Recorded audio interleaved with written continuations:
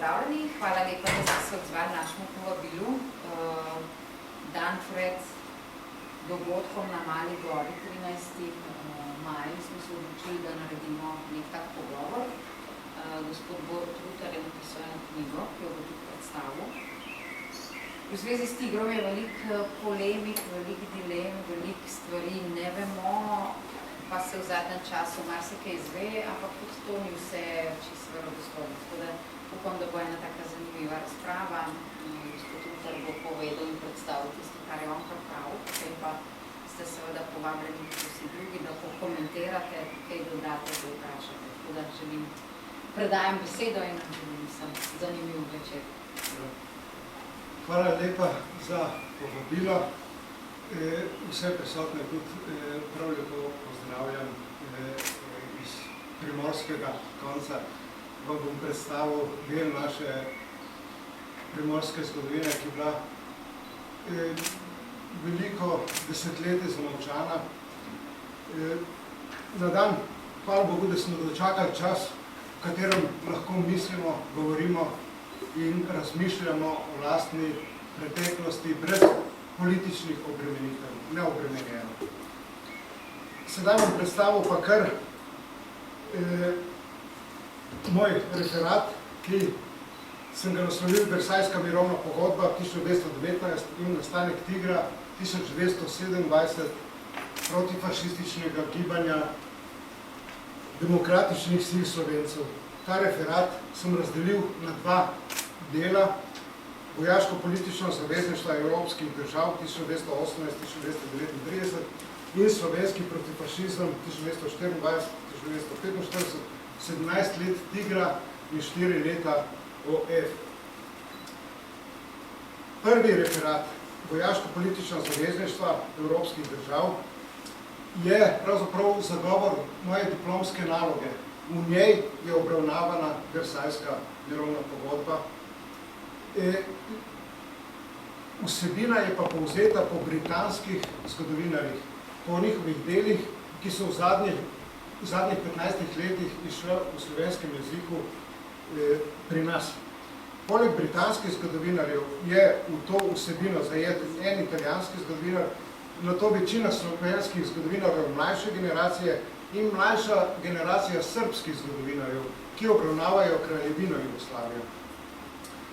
Ta zagovor je, bi rekel, nekako prerešetan, presejan, je verodostojen, glede na same vere, ker sem ga zagovarjal pred doktorjem Igorjem Grdino, Petrom Svoškom in Bojanom Godeša na univerzi v Novi Gorici. To je sedaj že moja druga fakulteta, druga izobrazba zgodovinarja. Najprej sem v mlajših letih sem končal ekonomijo. Torej, če za uvod v Versajski sporazum si moramo ogledati dogajanje v prvi svetovni vojni, v prvih 3 letih, 1914, 1915 in 1916, ko je na evropskih bojiščih ob hudih bojih in bitkah ni prišlo do končnega rezultata vojnega zmagovalca. V statusu je nek status quo, milijoni mrtvih vojakov in večletno izčrpavanje prebivalstva Evrope, ki si ga nikoli ni predstavljalo. Mišljeno je bilo, da bo od avgusta, ko je začela vojna, da bojo ljudje za Božič doma, vendar to pobijanje in se je razprostiralo praktično čez celo Evropo in v 3 letih je prišlo do dvoma v avtoriteto dotedanjih monarhičnih in posvetnih in cerkvenih oblasti. Prišlo je do pojava že med prvo svetovno vojno do prevratniških, revolucionarnih in nacionalističnih gibanj za osamosvojitev od Avstro-Ogrske.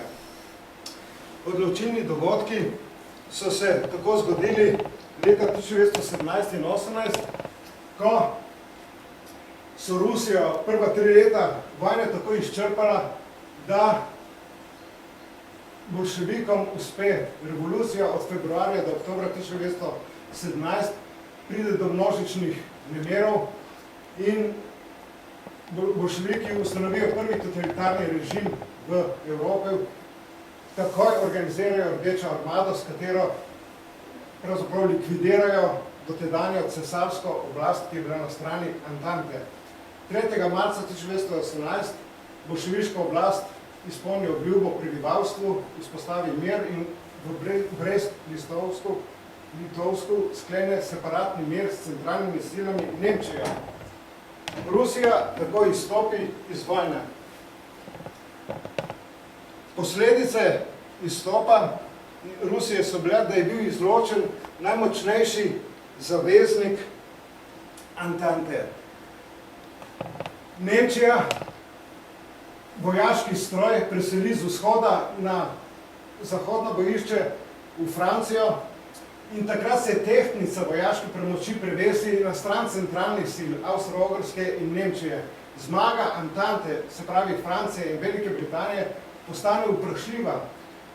Francija v tej nemoči, ko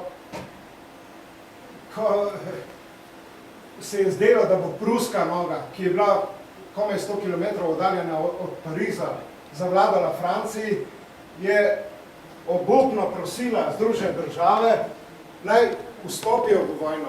To je bilo poteklo že od leta 15 za obrambo svobode, demokracije in republikanstva. ZDA so oklevale, vendar po odstopu ruskega carja, komaj mesec dni po odstopu ruskega carja, ZDA napoveda vojno v Nemčiji 6. aprila 1917. V vojno je vstopila zaradi obrambe vrednot zahodne demokracije, namreč pred absolutizmom nemškega cesarja. Po eni strani, po drugi strani pa zaradi bojazni širjenja komunizma, bolševizma v Evropi. Skratka, dve sili sta ogrožali Evropo in Združene države so morali vstopiti v vojno, če so hotele obraniti vrednote republikanstva, demokracije in svobode. ZDA so v vojno vstopile šele leta 1918. Namreč vojaški arsenal ni bil pripravljen. Tako da šele leto januarja, februarja 1918 prispejo prve divizije v Evropo. Vzroki za vstop ZDA v vojno je bilo več vzrokov. Nemčija je med vojno provocirala, netila politični razdor v Rusiji, v Veliki Britaniji, na Irskem in v Srednji Ameriki. Poleg tega je potopila največjo ameriško ladjo Lusitanijo 7. maja 1915 ob obali Irske, s katero so Združene države prevažale v Britanijo vojaški material in živež. Predlog zunanjega ministra Arthurja Zimmermana v Mehiki o njenem vstopu v vojno proti ZDA je zbil sodu dno. Namreč Nemci so obljubljali, da v primeru zmage centralnih sil Mehiki pripojijo 3 države Združenih držav, Teksas, Arizono in Novo Mehiko. Woodrow Wilson je 8. januarja 1918, se pravi nekako v času, ko pride ta vojaška pomoč v Evropo, razglasil stališče ZDA, Združenih držav, 14 točk, ki so znanjala daljnosežno vizijo nove ureditve v Evropi. Tako kot so bolševiki imeli vizijo v Evropi, komunistično Evropo, tako so Združene države imela Evropo svobodnega duha, demokracije. Oznanjale so ustanovitev novih nacionalnih republik v teh 14 točkah. Poleg tega so imele Združene države, torej poleg vojaškega posega, so imele popolno politično vizijo, kakšna naj bi ta Evropa bila po koncu prve vojne. Geslo Združenih držav je bilo za revolucije demokracije v Evropi. Namreč takrat se je pojavilo, da demokracija v Evropi ni tako samoumevna. Ob zmagi centralnih sil ali bolševizma bi to bile diktature ene ali druge strani. Konec Prve svetovne vojne od avgusta do oktobra 1918 armada Združenih držav odločilno prispeva k končanju vojne in zmage Antante. Podpis premirja je bil 11. novembra ob 11. uri v železniškem vagonu blizu kraja Compiègne v Franciji. Pogoj za sprejem vdaje Nemčije je bil sprejem 14 točk predsednika Woodrowa Wilsona. Sile Antante so diktirale pogoje sprejema vdaje in novo povojno ureditev, tako imenovani Versajski mir. Vojni poraženci, centralne sile, Avstro-Ogrska, Nemčija, Bolgarija, so bili prisiljene v brezpogojno podreditev zahteva vojnih zmagovalcev. Po koncu vojne takoj nastopijo priprave zaveznikov za mirovno konferenco v Parizu. Decembra, te priprave so potekale od decembra 1918 do junija 1919. 14 točk, ki je bilo stališče Združenih držav, je temeljilo na raziskave skupine The Inquiry. To je bilo skupino 150 zunanje političnih svetovalcev, ki jo je na zunanjem ministrstvu, ki je vodil Edward Mahras. Vizija Združenih držav je določala politiko svobode, demokracije, strpnosti, proste trgovine v Evropi, odprtih sporazumov in samoodločbe narodov. Po svoji vsebini so pomenile ukinitev večstoletne prakse absolutističnega vladanja, monarhij in cesarstev v Evropi. Skratka, feudalizem v Evropi se je končal z temi 14 točkami Woodrowa Wilsona. V pripravah na mirovno konferenco med zaveznicami v Antanti je prišlo do razhajanja. Namreč, Velika Britanija je bila monarhija in bi se morala odpovedati lastni ureditvi. Francija in Velika Britanija ravno tako nista podprli vseh 14 točk ameriških predlogov. Skratka, znotraj zmagovalcev, znotraj Antante je prihajalo do razhajanj. O tem lahko berete pri zgodovinarju Normanu Davisu, zgodovina Evrope. Ščitijo te države Antante, ščitijo lastne interese, zahtevajo sodobne zmage, predvsem Italijani, Dalmacijo, kar postane izvorne soglasi med zavezniki v Antanti in v Evropi med Italijo, Francijo in Veliko Britanijo.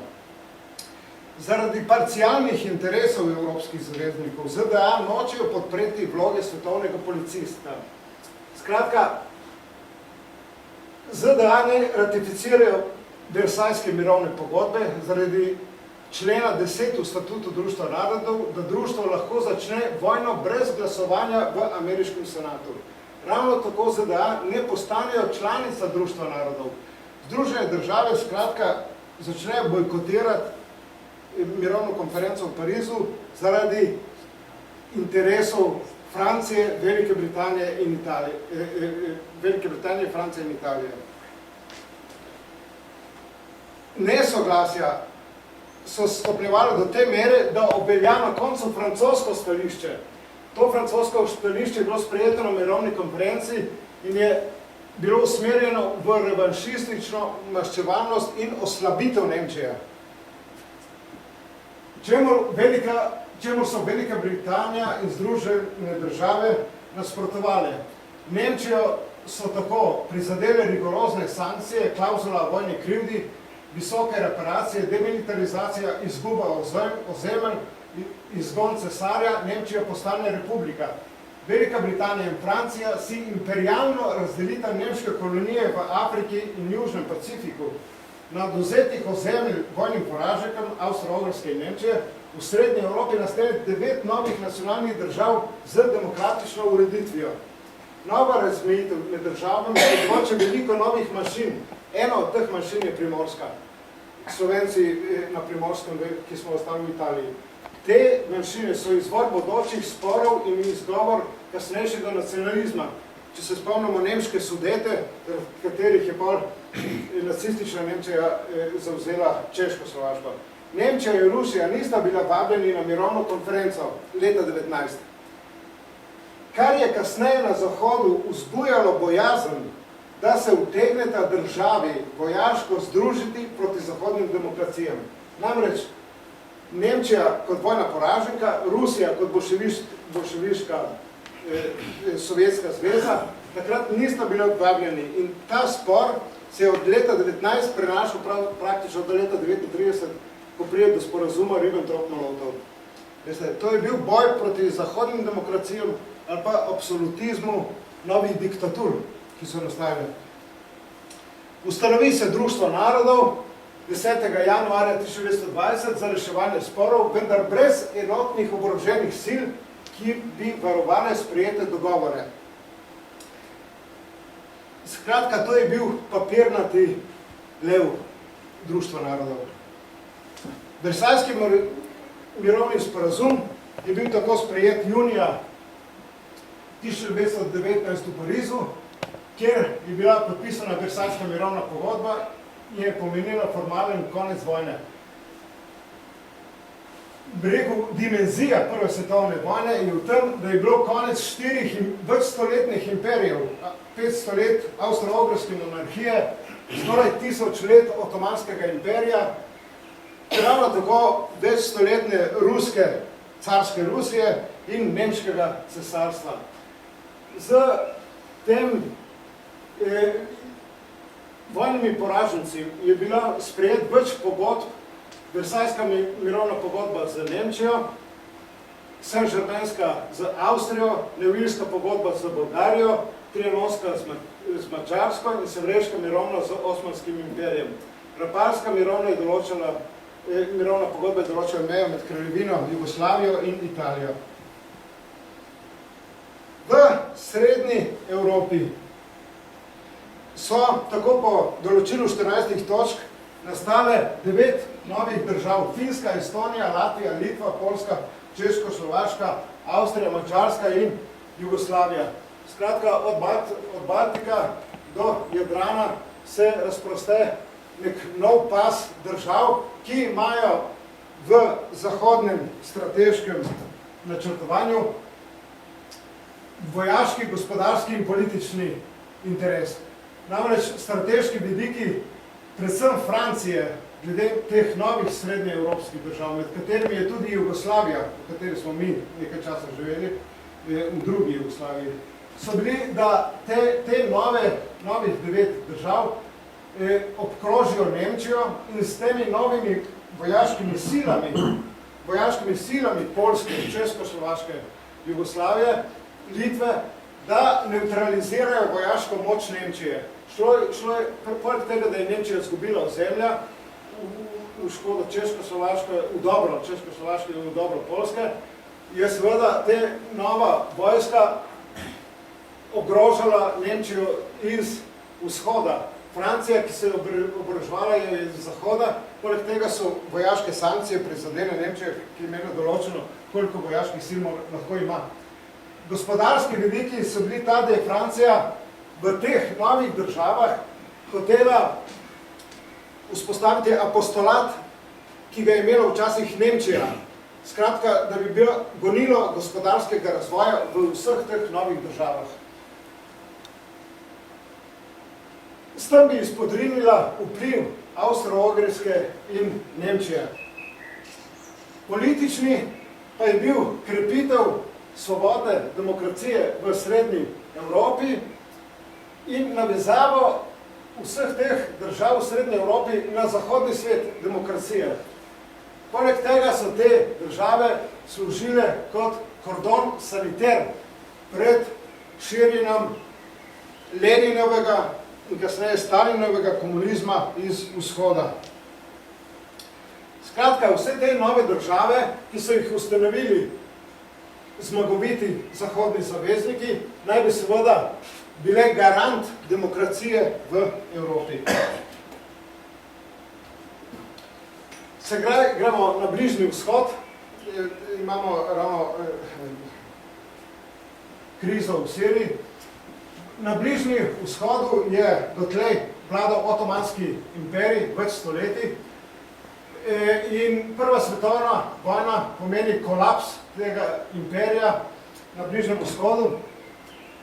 16. maja 1916 Velika Britanija in Francija podpišeta tajni Six-Picot sporazum, s katerim določita bodoče meje novih arabskih držav. Libanona, Iraka, Sirije, Jordanije. Pod svojim vplivom, vsaka nova država je pripadala bodisi vplivu Francije ali Velike Britanije.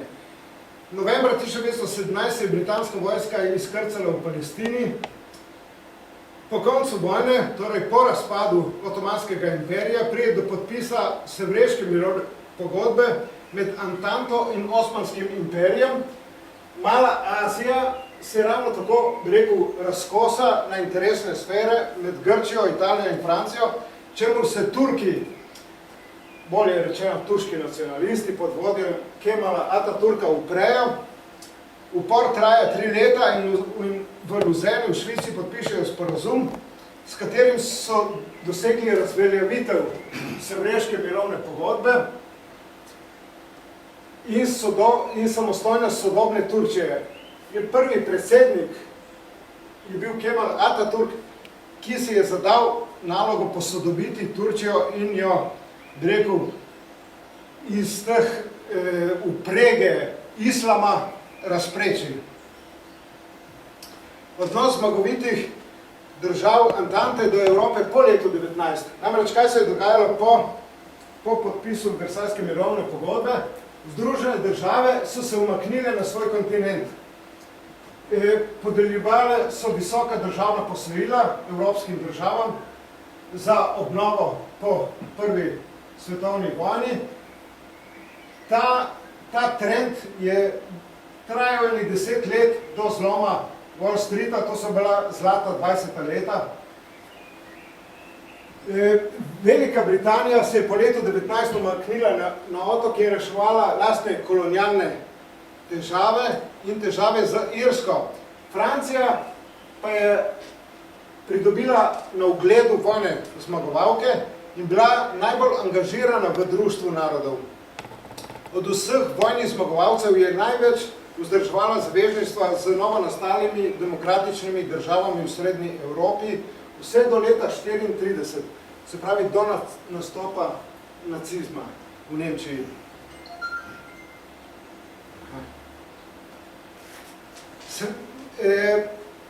V srednji Evropi pride do ustanovitve Male Antante, to je vojaške zveze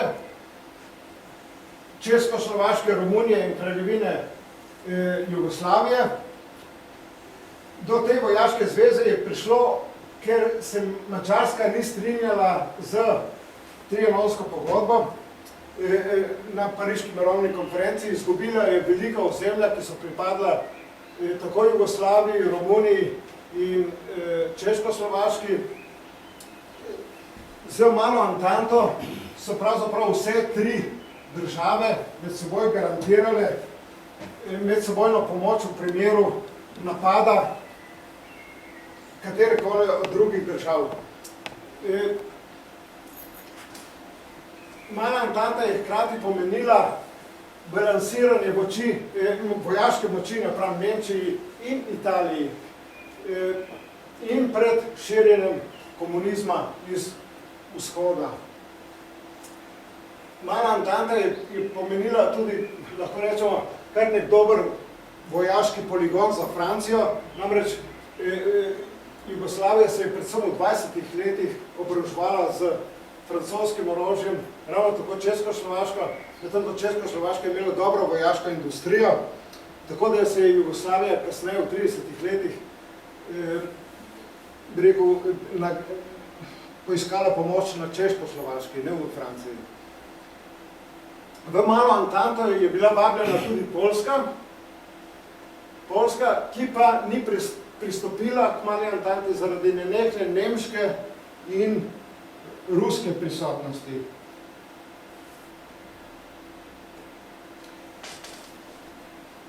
Komunizem v Rusiji je seveda pomenil nevarnost v teh labilnih razmerah v Evropi, v teh kaotičnih časih med Prvo svetovno vojno in po koncu Prve svetovne vojne. Namreč uspeh bolševiške revolucije je imel veliko simpatizerjev tudi po Evropi in bolševiki ustanovijo že leta 19 Kominterno, Mednarodno zvezo komunističnih strank pod vodstvom Lenina po letu 24 Stalina za izvedbo svetovne revolucije.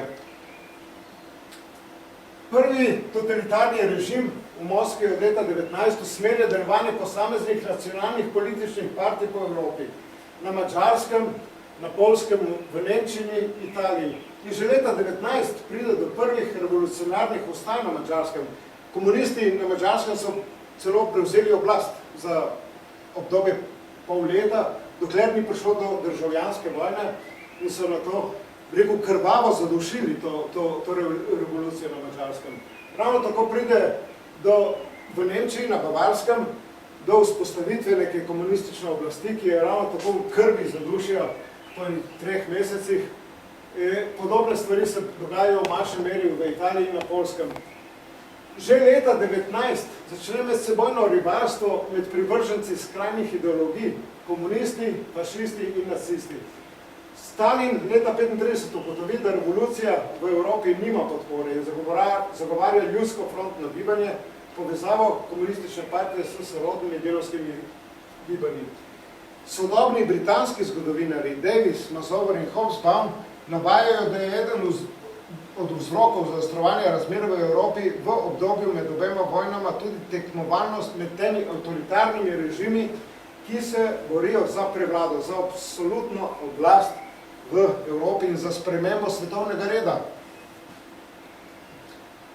Svetovna gospodarska kriza leta 1929, tako imenovani zlom Wall Streeta, pomeni prelomnico v obdobju med prvo in drugo vojno.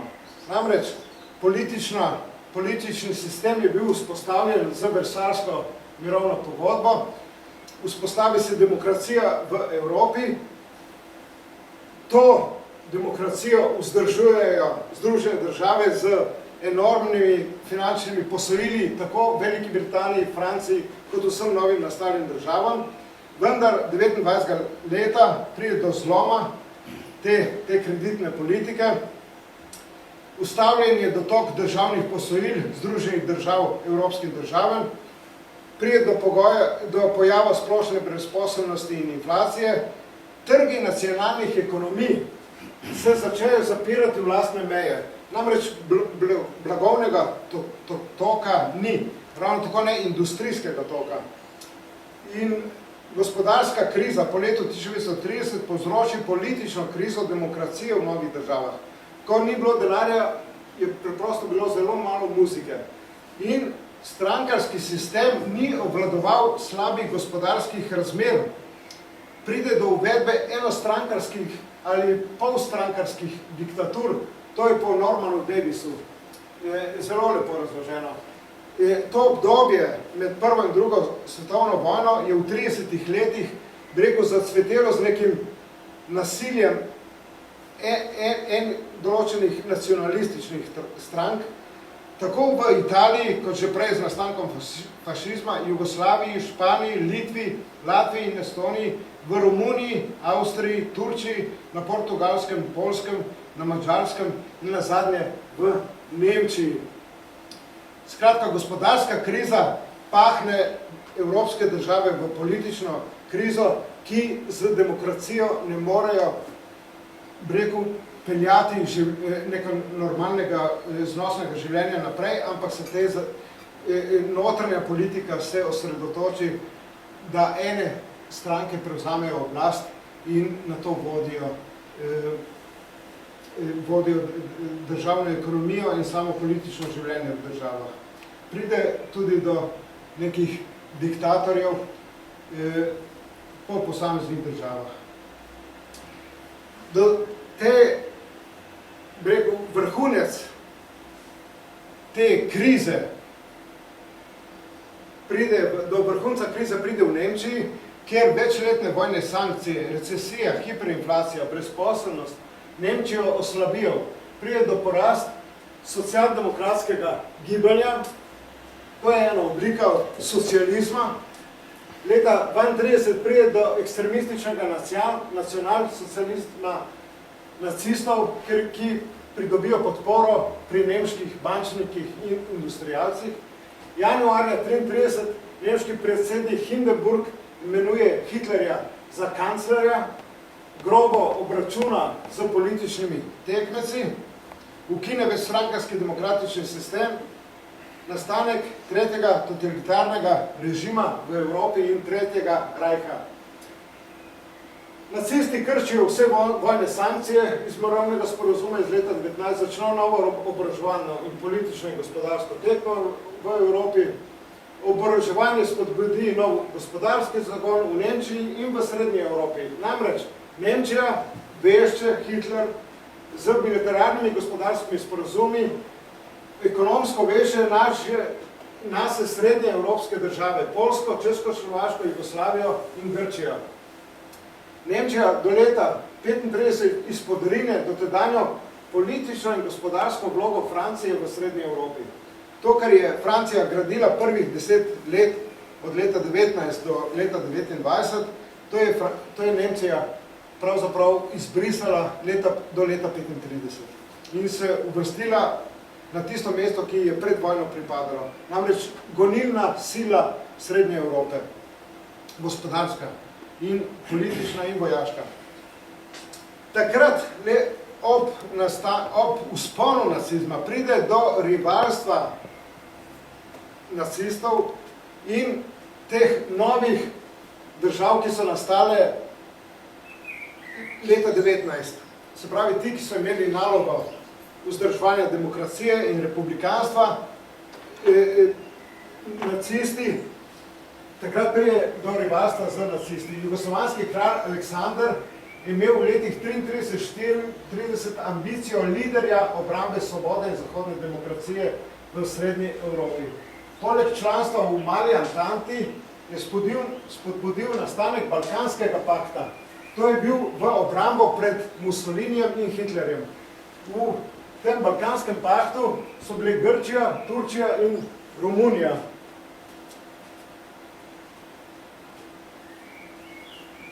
Podpisan je bil 9. februarja v Atenah.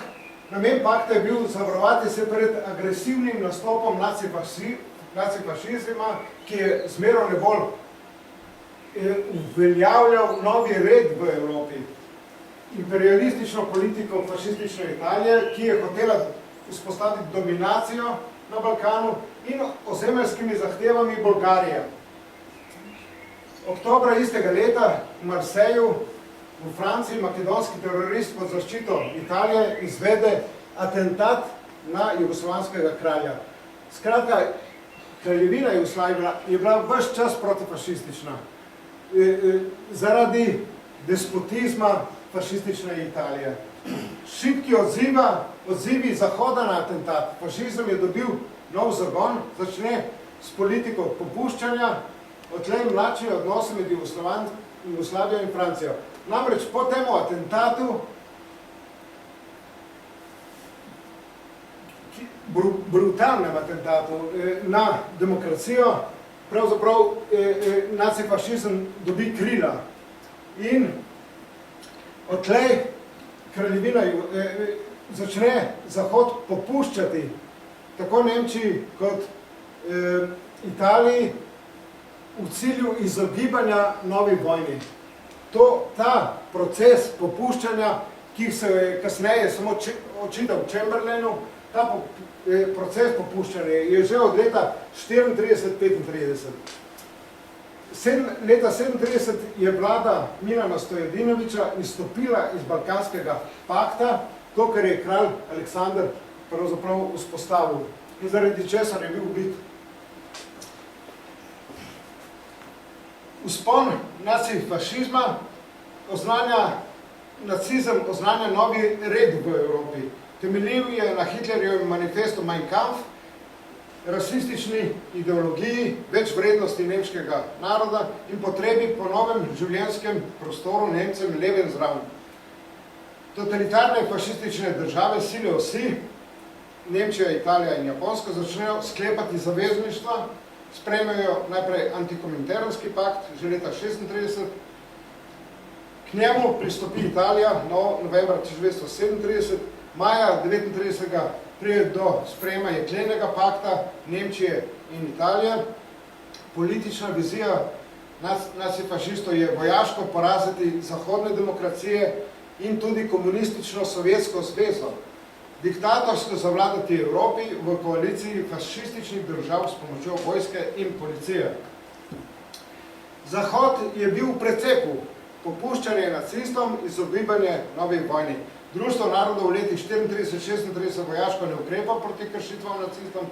Polski maršal Pilsudski je leta 1934 v Parizu pozval k preventivni vojni proti nacistični Nemčiji, vendar ga seveda niso poslušali. Previdnost premijera Nevilla Chamberlaina, izogibanje novi vojni za vsako ceno. Rezultat je bil podpis Münchenskega sporazuma, žrtev je bila Češko-Slovaška, torej država, ki so jo sami ustanovili. Posledica je bil začetek razpada zavezništva Male Antante, nezaupanje v Zahod, premoč Nemčije v srednji Evropi. Pride do uresničitve bojazni, ki se je pojavljala 19. leta. Namreč Nemčija in Rusija, ki nista bili vabljeni na Versajsko mirovno pogodbo, leta 1939 podpišeta sporazum in začneta drugo svetovno vojno proti zahodnim demokracijam. Namreč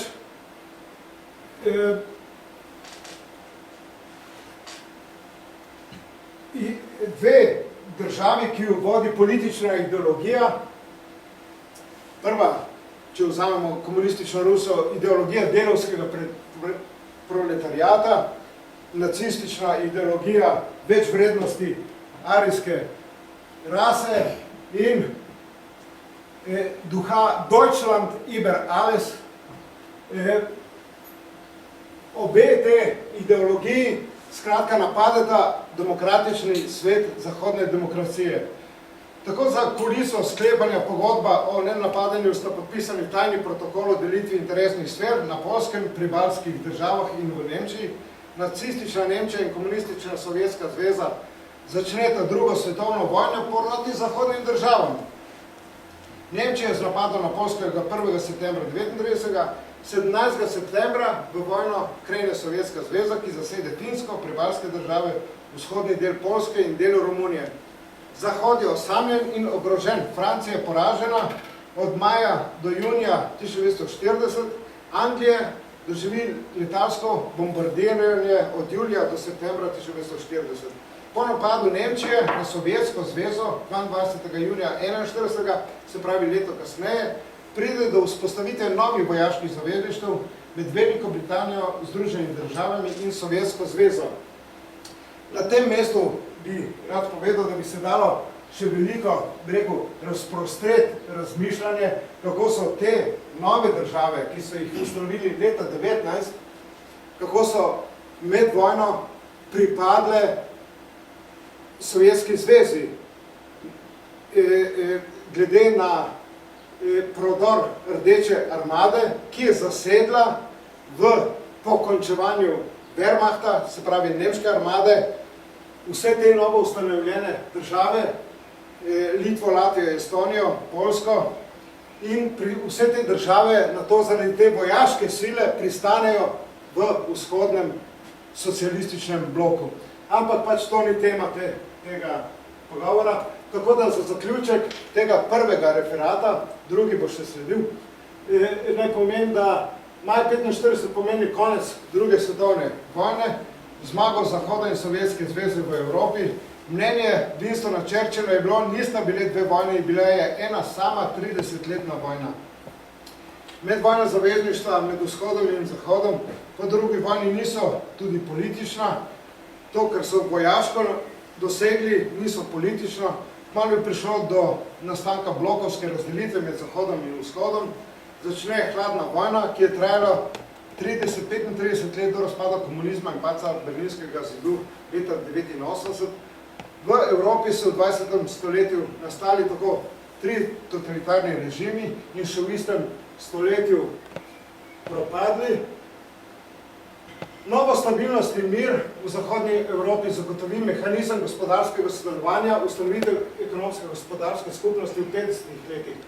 14 točk Woodrowa Wilsona in skupine Dinquiri iz leta 19 se v srednji Evropi udejanjajo šele čez 70 let, leta 1989, ko se narodi v srednji Evropi, ki so bili ustanovljeni v državnem smislu z suverenimi državami leta 19, so se takrat isti narodi plebiscitarno odločili za načela splošne svobode, demokracije, proste trgovine, odprtih sporazumov in vstop v Evropsko unijo. Tako da, hvala lepa. Zdaj, to je prvi referat. Jaz bi prosil zdaj še o tigru. Maja, če mi lahko. Torej, drugi referat se nahaja na slovensko merilo iz Evrope. Prihajamo domov na domače težave. Namreč, po osamosvojitvi Slovenije leta 1991 so mi zadnji živeči tigrovci. To so bili možakari, ki so prestali ječe, mučenja v Italiji in v Trstu. To so bili Primorci, ki jih je fašistična policija Avra zaprla zaradi njihove želje po osvoboditvi Primorske v organizaciji Tiger. Oni so me prosili, naj kot publicist in pisatelj pišem o tigru in seveda tako v javnih nastopah razlagam ta del zamolčane slovenske preteklosti, o katerem v obdobju socialistične Jugoslavije se ni smelo pojasnjevati zadev, ker pač niso bile ideološko spremenljive z doktrino socializma. To so bili, recimo Mirko Brovč je bil obsojen na 30 let zaporne kazni, to je Slavko Mašera, nečak Sergeja Mašera, ki se je razstrelil v Boki Kotorski na rušilcu Dubrovnik ob napadu na Jugoslavijo aprila 1941. Aloj Zidar, tigrovec in tudi publicist, in predvsem Anton Rutar, sva v sorodstvenem razmerju, obsojenec na 10 let zaporne kazni, organizator Tigra. Največja, rekel, novum, nekaj novega, rekel, zamolčanega, je bila ta ustaja Tigra, ki mi jo je razložil Mirko Brovč. O njem bo kasneje še govora. Namreč tigrovci so imeli jasno predstavo, kako osvoboditi Primorsko, in to so bile ljudje iz demokratičnih, neideoloških sil, liberalci in iz katoliškega tabora. Cilj članov Tigra, torej teh omenjenih ljudi, so bili, da v novih razmerah demokratične Slovenije predstavijo avtentično razlago razvoja slovenskega protifašizma. Namreč ta protifašizem je trajal 21 let, če upoštevamo seveda Primorsko. Upoštevati je treba pa zato, ker je matična Slovenija podpirala Primorske v tem cilju osvoboditve Primorske. Zato lahko obravnavamo kot slovenski antifašizem. Namreč vzrok za ta protifašizem je bil, da so slovensko etnično ozemlje bili v 20. stoletju trikrat zasedeni od naše zahodne sosede Italije. Maja 1915, ob začetku prve vojne, pravzaprav po enem letu prve vojne skoraj že, so Italijani prodrli do Soče. Novembra 18 so drugič, že po koncu vojne, prodrli do Postojne, pod tistem tajnim londonskim sporazumu. No in aprila 1941, čez 20 let, še več kot 20 let, če gremo, so ukorakali v Ljubljano in prišli do Save, do meje z Tretjim rajhom v tojku poteka druge svetovne vojne. Vendar sama politika Italije, etnocidna politika fašizma, nas je pehala v ustanovitev dveh odporniških gibanj za narodni obstoj. To je bila organizacija Tiger pod vodstvom demokratičnih sil, je delovala od leta 1924 do 1941 in pod vodstvom demokratičnih sil. in Osvobodilna fronta, ki je bila pod vodstvom slovenskih komunistov v letih 41-45.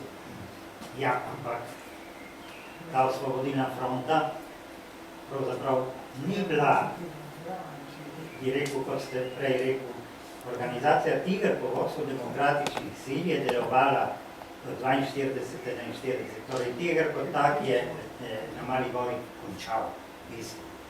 Ni potem več nadaljeval, ker potem je prevzela to OF, ki pa bodimo odkriti, vsaj tudi v začetku, ni imela nobene narodno-osvobodilne.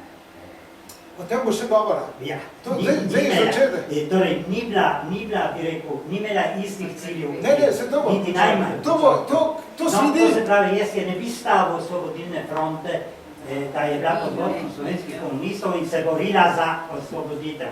Niti najmanj. Ne, vse se strinjava, sad pridemo na to. Iskrat, bomo le odkriti, ker so bili revolucionarni, ne pa, pazite, to je treba zelo natanko. Sej je še uvod, to je uvod. To je prva stran praktično. Ker recimo tako, ko se tam predstaviš, da so to dve odporniški, pazite, dve odporniški, ne. OF ni bila odporniška, bila napadalna, pazite. Ja, pridemo na to, pridemo. Sedaj gremo k izvoru Tigra. Kraljevina, glede Tigra se moramo biti na jasnem, kdo je bil njen glavni zaveznik. Namreč takrat smo živeli Slovenci, saj Matica Ljubljana in vsi v kraljevini SHS, najprej v državi SHS, nato v kraljevini SHS, nazadnje v kraljevini Jugoslaviji, večkrat se je preimenovala od leta 1941, ki je bila nova največja država na Balkanu. Ustanovljena na Pariški mirovni konferenci 19. leta, skratka Zahod je ustanovil to državo.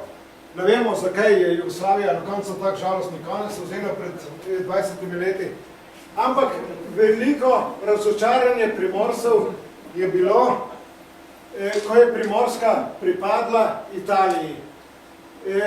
Jugoslavija postane seveda največja država na Balkanu in strateški cilj Zahoda je bil ustvariti močno zaveznico zahodne demokracije, Francije, Velike Britanije in Združenih držav, neutralizirati moč Avstrije, Madžarske, Italije, Nemčije. Geslo je bilo Balkan balkanskim narodom, velik vpliv Francije, finančna, gospodarska in vojaška podpora Francije in Združenih držav.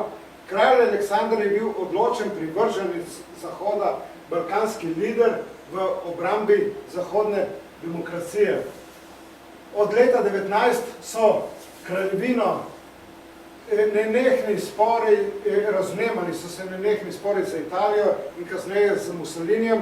Jugoslavija je bila zato soustanoviteljica Male Antante leta 19 proti Madžarski in Italiji in Bolgariji in ravno tako, kot je bilo že omenjeno, soustanoviteljica Balkanskega pakta. Tiger najprej smo se ogledali zaveznika Tigra, to je, se pravi kraljevino Jugoslavijo.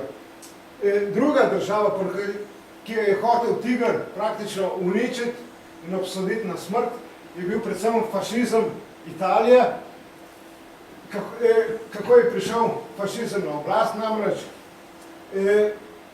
V letih 1921 je po prvi svetovni vojni, se pravi, Italijo zaznamujejo splošni in delavski nemiri, pomanjkanje demonstracije, beda.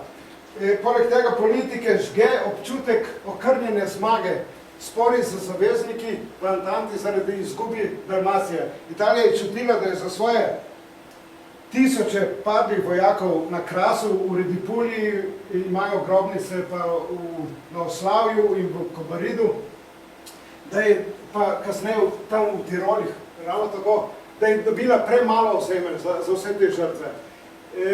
Tako da Mussolini napoveduje iz neke nevoščljivosti tudi do Zahoda razpad te nove vzhodne sosede, pravi, da je Jugoslavija nesposobna vladati same sebi, da rabi močnega gospodarja in hoče Balkanu vzpostaviti dominacijo. Skratka, Italija se je čutila tako močno, da bo komandirala Jugoslaviji. Prevzeti je hotela vlogo Avstro-Ogrske, izpodriniti Francijo pri enakih ciljih. Francija je imela isti cilj, da je ta šibka, novo ustanovljena država, ki je treba kot otroku pomagati. In v tem se je vnel boj med Italijo in Francijo. Italijanski fanatizem prije do obnovitve meja rimskega imperija, Mare Nostrum. Skratka, Italija je imela neko vizijo imperialne sile, ki bi se razprostirala v Sredozemlju. Oktobra 1922 kralj Viktor Emanuele III. Podeli mandat Mussoliniju, seveda tej norosti italijanske politike, kralj podeli mandat za sestavo vlade. Ta novi diktator, ki seveda z črnosrajčniki, z neko paravojaško organizacijo kroti komuniste v Italiji in vse druge stranke, on leta 1922 dobi mandat za sestavo vlade in fašisti v 5 letih dosežejo ukinitev parlamentarnega sistema in uvedejo fašistično diktaturo, ki pomeni poleg komunistične Sovjetske zveze nastanek druge avtoritarnega režima v Evropi, druge države z diktaturo.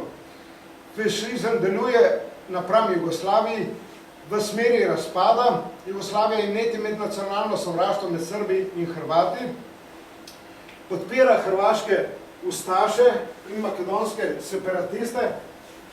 Ti so bili edini kolaboranti. A veste, očita se, da so bili belogardistki, da je bil kolaborantski. Ni bil, ni bil izvorno, ideološko niso bili na ravni fašizma. Ustaši so bili ideološki privrženci fašizma. In to je treba glasno in jasno povedati. Slovenci praktično nismo imeli kolaboracije ideološke. Tista je bila praktično samo domobranstvo za braniti lastnih zaradi.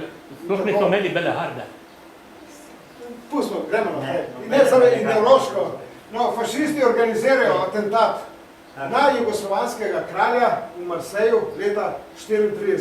Skratka, fašistična Italija je grobo posegala v politiko kraljevine Jugoslavije. Tu bi nekaj opozoril.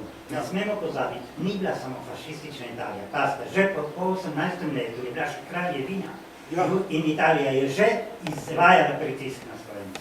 Oni so sicer obljubili, preden so trst pršli, da bodo pustili vse, kar smo imeli, pa se ni držal, ni bilo še Mussolinija na vladi. To se pravi, da že kraljevina Italija je bila za Slovence ravno tako kot fašizem. Sestri, povedajte, ravno... No, to je treba tudi povedati, da ni fašizem bil tisti, ki je sprožil odpor. Gospod se mi z jezika ste bil... V resnici ga so Italijani sprožili. Ne, je, tako. Ravno o tem bo zdaj tekla beseda. Namreč, temu novo zasedenemu ozemlju Primorske vojna konča, Italijani pridejo do Postojne in temu novo zasedenemu ozemlju Italijani z vso strastjo podajajo novo obliko italijanske pokrajine. Od prvega dneva, ko pridejo, novembra 18, najprej sistematično raznarodovanje poteka, vsa slovenska osebna imena in priimki posameznikov so poitalijančena. Ravno tako imena, krajevna imena, ledinska imena, imena gora in rek, javni napisi so bili poitalijančeni.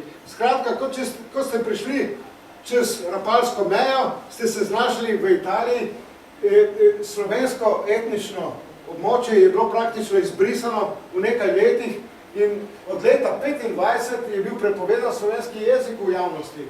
In javna mesta so polepljena z plakati, ki si parla soltanto italijano. V šolah je ukinjen slovenski jezik kot učni predmet z Gentilijevo šolsko reformo. Pride do premestitve slovenskih učiteljev v notranjost Italije, ki so nadomeščeni z italijanskimi. fašistične raznorodovane mladinske organizacije, Fili della Lupa, Piccole Italijane, Balile, Giovani fašisti, avantgardisti, to pride do fašizacije slovenske mladine. To so kot cicibančki in pioniri, kasneje v socialistični Jugoslaviji. Ampak Italijani so bili še bolj zagrizeni. Slovenske gospodarske in finančne ustanove fašizem pahne v bankrot, slovenska kulturna in politična društva so z odlokom ukinjena leta 1927. Ta nastop fašističnega režima spodbudi nastanek tistega podtalnega tigrovskega delovanja, o katerem bo v nadaljevanju še razloženo. Leta 1927 je uvedena diktatura, ukinitev strank, pride do enostrankarskega režima, skratka pride do vzpostavitve diktature, druge diktature v Evropi. Za narodni obstoj v teh hudih časih se Primorci instinktivno upro z vsemi demokratičnimi silami Slovencev. Komunistov je bilo za peščico, v Solkanu so bili predvsem. Že od leta tudi v Trstu, ampak v glavnem so prevladovali razkol, že predvojni razkol med liberalnim taborom in katoliškim taborom. Skratka, vse te skupine ustanovijo svoje odporniške gibanja na začetku, to je v letih 20 do 30. Prva je bila Zbor svečenikov svetega Pavla in Tajno-krščanska socialna zveza, ki je že od leta 1920. Pol pride do ustanovitve Zgodnjega tigra leta 1924 do 1927, ko je bila še mogoča legalna obramba nacionalnih pravic, torej pred nastopom fašistične diktature v Italiji. Po vzpostavitvi diktature od 27. do 30. deluje na Tržaškem Borba in Tiger na Goriškem. Po letu 1930 pride do enotnega imena Tiger za vso to odporništvo gibanje. Drugo obdobje odpora pride v obdobju 1930-1941, še zlasti po letu 1935, ko poteka podtalna oborožena vstaja Tigra za osvoboditev Primorske. To so nove stvari, ki jih mora slovensko zgodovinopisje še vnesti v svoje učbenike, od osnovnih šol do univerz in do naše zavesti predvsem. Namreč to je potekalo podtalna oborožena vstaja Tigra za osvoboditi del slovenskega nacionalnega ozemlja. Sedaj gremo lepo po vrsti, po vseh teh odporniških gibanjih od leta 20 do leta 41. Namreč Zbor svečenikov svetega Pavla so spodbudile nastanek teh zbora svečenikov in Tajno-krščansko-socialne organizacije, premestitve, internacije in konfinacije slovenskih duhovnikov s strani Italije in fašizma. V notranjost Italije že od leta 19 ko so prišli Italijani, po koncu vojne so začeli duhovnike preprosto, ki so bili nacionalno ozaveščeni, so jih začeli premeščati na jug Italije, po srednjo Italije. In težnja fašizma je bila po spremembi nacionalne strukture med duhovniki na Primorskem. Namreč ljudje so masovno hodili k maši in seveda italijanska politika je, da nastavi italijanske duhovnike in s tem bi se slovensko prebivalstvo rekel na najintimnejšem področju vere začelo usrkavati italijanski jezik. Skratka, prodor italijanščine v cerkveno obredje in v verouk. Tako pride do ustanovitve Zbora svečenikov svetega Pavla, ki je bilo posvetovalno telo duhovnikov za medsebojno pomoč in podporo in za usklajeno delovanje. Duhovščina se organizira v tem tajnem gibanju. Podpira jih tudi škof Sedej. Imajo podporo svojega škofa. Ustanovitelji so primorska duhovščina in krščanski socialisti, dr. Engelbert Besednjak, dr. Grigir Šček, Jakob Ukmar, Jože Abram. Večina so primorskih duhovnikov, od Istre do Trente, je bila pod nadzorom policije. Skratka, zapisovali so se med mašami, kaj govorijo, in govorijo v slovenskem jeziku, v italijanskem jeziku in kaj govorijo v pridigah. Prije do preganjanja slovenskih duhovnikov poznamo primorske čedrmance. Tedajni slogan je bil slovenščina je dobila zaveti za cerkvenimi vrati. Namreč iz javnosti je bila slovenščina pregnana, qui si parla soltanto italiano, in zavetje dobimo za cerkvenimi vrati. Naj kar opozorim, da je Egon Pelikan napisal eno imenitno knjigo Primorska duhovščina pod fašizmom. To si lahko preberete. Zgodni tiger, to je, bi rekel, druga, ta odporniško gibanje od leta 24 do 27, ko so ustanovili liberalci v vodstvu političnega društva Edinost in deloval je med izobraženci, odvetniki, uslužbenci vodstva narodnega življenja v Ljubljani, to so bili javnega življenja v Trstu. Predstavniki so bili Josip Virfan, dr. Ivan Marija Čok, dr. Lavo Čermen. Do leta 27, se pravi do uvedbe fašistične diktature, so po legalnih pravnih poteh zavzemali za legalno zaščito slovenske manjšine, uveljavitev narodnostnih pravic, svoboščin, upoštevanje načel Versajske mirovne pogodbe.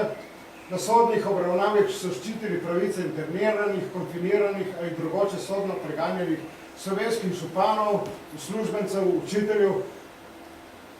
Varovali so imovino slovenskih organizacij pred fašističnimi malverzacijami.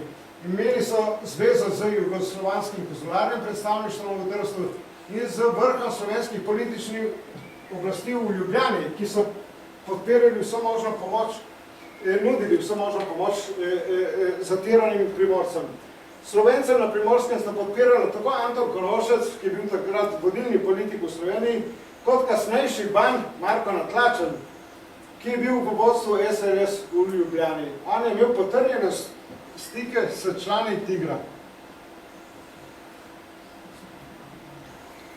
Sedaj prihajamo v obdobje 27-1930, ko na Primorskem pride do tega 3-letnega upora, podtalnega, skrivnega, v bistvu upor ni bil, je moral ponikniti v ilegalo, namreč fašistična diktatura pokaže svoje kremplje, med Slovenci potekajo internacije in konfinacije, tudi zaporne kazni, tako da odpor postane tajen. Na Nanosu so se septembra 1927 ustanovili odporniško gibanje, ki so ga v Trstu poimenovali Borba, v Gorici Tiger, za severno Primorsko, Borba je delovala nekako na Tržaškem. Ustanovili so ga člani od fašizma ukinjene Zveze mladinskih društev. Skratka, mladina je takrat imela Zvezo mladinskih društev, pa Zvezo primorskih društev. To je bila kot neka mladinska organizacija, ki je imela svoje enote po vseh vaseh in krajih. Imeli so čitalnice, knjižnice, pevske zbore. Skratka, 27. leta je to fašizem z odlokom prekinil in vsa ta mladina, zrevoltirana, je ustala v odpor. Mi smo tega fašizma siti, dajmo ga, rekel, uprimo se. In so se uprli s tem sestankom na Nanosu. Ustanovili so ga to Zorko Jelinčič, to je sorodnik našega Zmagota Jelinčiča, Albert Reyes, tolminski rojak, on je bil Vekoslav Španger, on je dobil 30 let ječe za to, Jože Dekleva, recimo je tudi en tak znameniti Tigros, Teodor Sardoč, Alojz Valentič, to so pa že bazoviške žrtve, to so bili pol ustreljeni. Alojz Valentič, Ferdo Vidovec, Andrej Šavli je bil ravno tako iz Tolminske. Skratka, ta mladina, ki se je odločila za odpor, je imela zveze z vodstvom Edinosti v Trstu, jugoslovanskim konzularnim predstavništvom v Trstu, sedežem obveščevalne službe armade Kraljevine Jugoslavije v Ljubljani in zvezo so vzdrževali za kurirsko trojko Danilo Zelen, Kukec in Črnač. Aktivnosti v tem ilegalnem odporu, Borbe in Tigra, so bile mobilizacije trojk, celic Borbe, skratka vsa ta mreža je delovala po vseh primorskih vaseh, od Postojne, Sežane, Istre, od Nanosa do Triglava, bi se reklo, do Bovca, Kobarida. In na vsem tem območju Primorske so začeli požigati potečevalnice, šole, vrtce in fašistične ustanove. Skratka, gorelo je. Vse, s čimer so poitalijančevali slovensko mladino. S temi požigi so hoteli ozavestiti evropsko javnost. Namreč, da se dogaja nekaj nezaslišanega na Primorskem, da poteka ta etnocid. In s temi požigi 3 leta so ti incidenti potekali. No, poleg teh požigov so izvajali obveščevalno dejavnost z armado Kraljevina Jugoslavije. Namreč Italija je gradila nove ceste, nove vojašnice, nove vojaške strukture na ozemlju Primorske in seveda vsa ta tigrovska, vsi ti člani Tigra so, bi rekel, skicirali in obveščali jugoslovansko armado o vseh teh novih projektih italijanske armade na Primorskem. Ustanavljali so Tigrovci tudi ilegalne slovenske šole s svojimi učitelji za opismenjevanje slovenske mladine v slovenskem jeziku po vseh teh krajih in vseh na Krasu, na Vipavskem, na Tolminskem, v Istri, tiskali in razdelovali so antifašistični časopis Svoboda za prisotnost slovenstva. Namreč slovenska beseda in knjige so bile prepovedane, tako so s temi antifašističnimi slovenskimi časopisi kazali na prisotnost slovenstva, da je slovenstvo še živo. Hkrati tihotapili so orožje in literaturo ter vodili slovenske in italijanske antifašizme čez Rapalsko mejo. Čez to Rapalsko mejo je bilo kar živahna dejavnost Tigrovcev.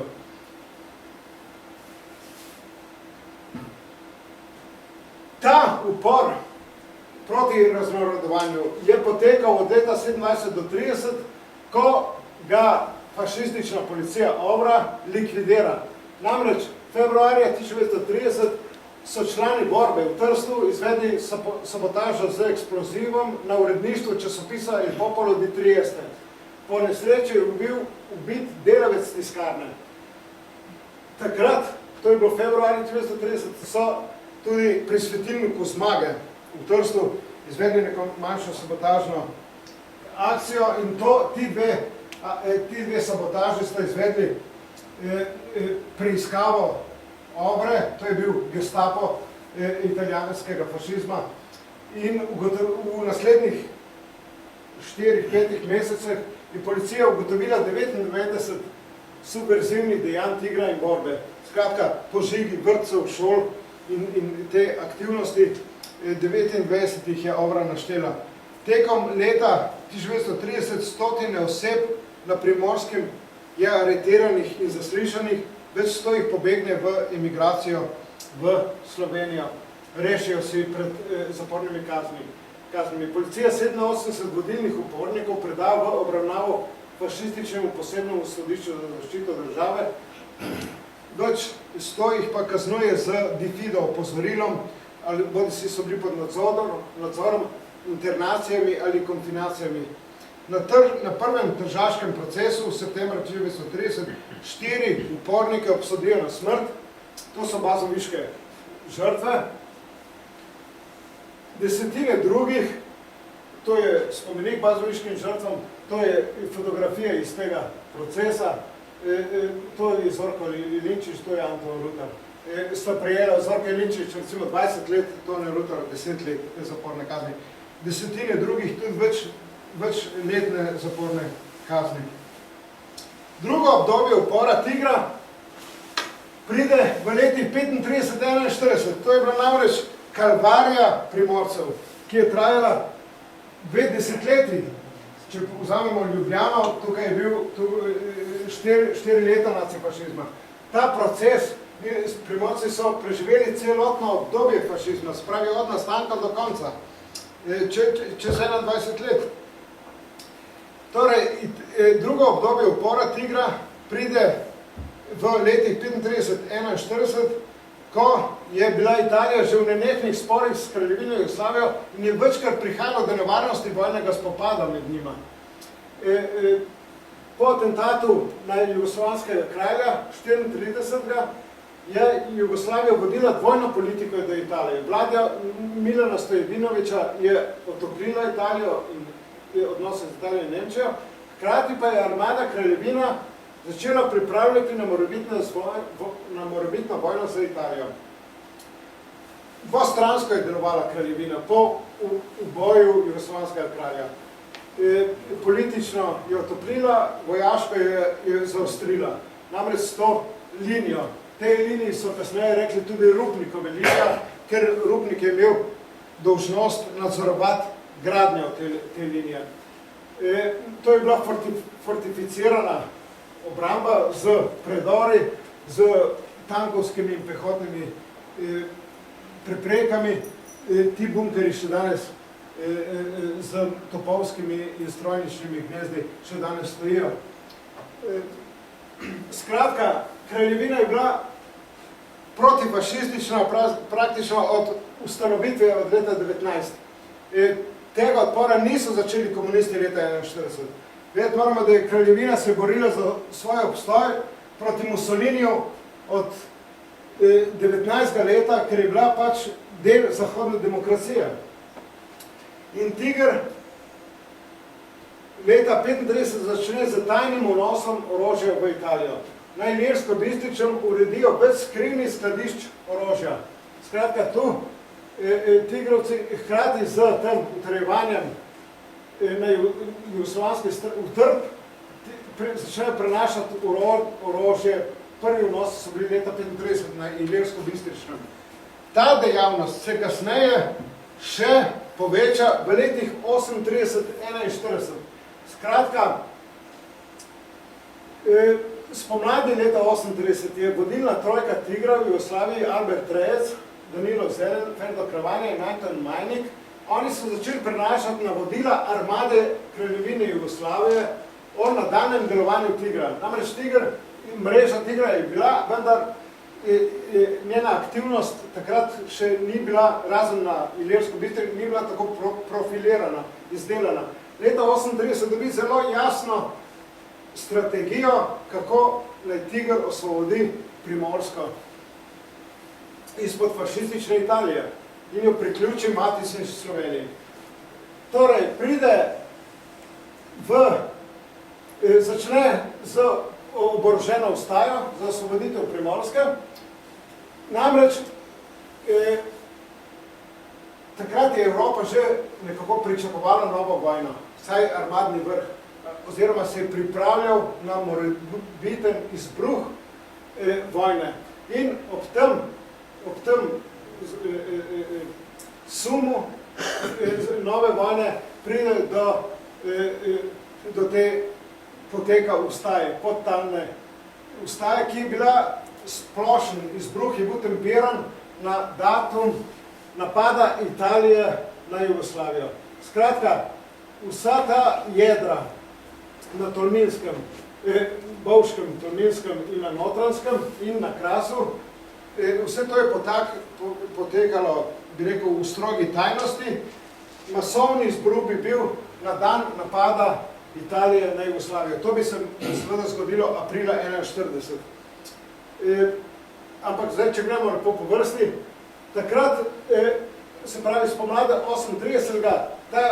Ti štirje možje prihajajo čez mejo na Bovškem, na Tolminskem in na Notranjskem in ustanavljajo mreže Tigra, več oboroženih odporniških jeder s tajnimi skladišči orožja na Bovškem, na Tolminskem, na Notranjskem, med Ilirsko-Bistrico in Pivko in na Krasu pri Veremah se komunistična skupina Pinka Tomažiča poveže z člani Tigra.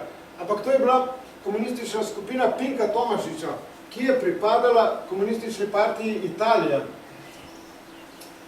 In praktično je Pinko Tomažič sodeloval s Tigrom.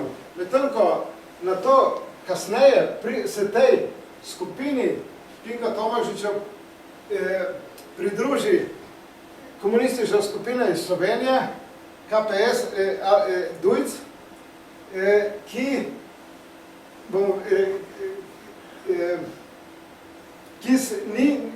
obe komunistični skupini nista delovala prihajalo do sporov med komunisti.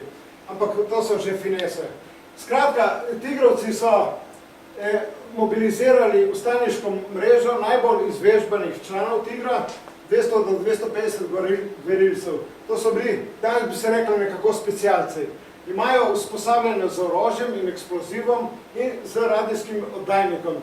To se pravi, imeli so kot neka orožne vaje na Bovškem, na Tolminskem in na tem Notranskem. Približno 200 do 250 najbolj aktivnih ljudi. Mikrolokacije svojih bodočih napadov, rušenje infrastrukture, mostov, ceste, telefonskih napeljav, napade na skladišča orožja, ki ga bodo razdelili med prebivalstvo. Namreč teh 250 ljudi bi napadlo manjše orožniške postaje, orožje bi na to razdelili prebivalstvu, to prebivalstvo so pa že vnaprej indoktrinirali, skratka so jih pripravljali in na to masovno ostajajo. Tako kot je kasneje OEP delala v Primose, tako so oni že pred tem izbruhom propagirali, opozarjali na to ustajo, da prihajajo končni obračun. Izvajajo propagando med Primorci o bodočem začetku splošne ustaje. Skratka, pripravljali so ljudi. To, če gledate, jaz se spomnim na oddaje Janeza Stanovnika, on je rekel, ko smo mi prišli na Primorsko, je bilo že vse pripravljeno. Veste? To je bilo, Primorci so vedeli, da ta zadeva teče. In medtem kot na Notranskem, ljudje so vedeli, zakaj pravzaprav gre. To je bilo leta 62. Ja, še 42, mi smo 38 imeli. Ja. Strategija, skratka, od 38. do 40. je potekala ta priprava, na teh jedrih od Bovca, Tolmina do Notranske, je potekala ta podtalna ustaja z organiziranjem skladišč orožja in z mobilizacijo teh gverilcev.